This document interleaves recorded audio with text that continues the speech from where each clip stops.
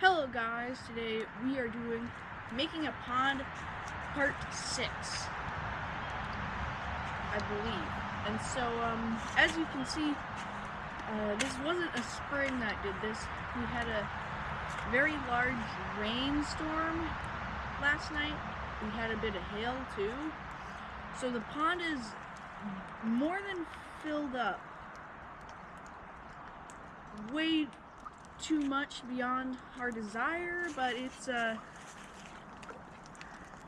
deep enough for what we're gonna want. So this I might want to add a little bit of a spillway sometime soon, but I don't think I'll need that right now.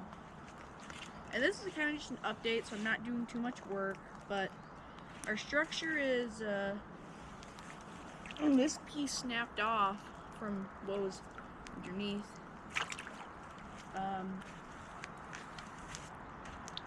But I mean, it can just sink after being waterlogged. I think this is a piece of driftwood that we had, or is that one? But anyways, besides saying everything is going very well with our pond, it's able to hold water. And I am, in this video, going to build a trench right here.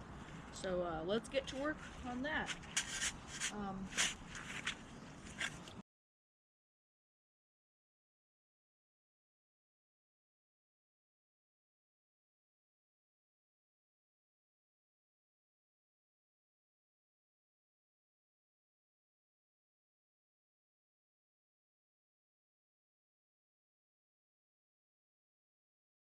Okay guys, so I finished building this little trench right here, and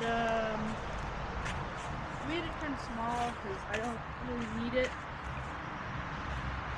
and I think I might build an outlet pipe that's for a different time. Anyways, that'll be the end for today's video. Bye guys!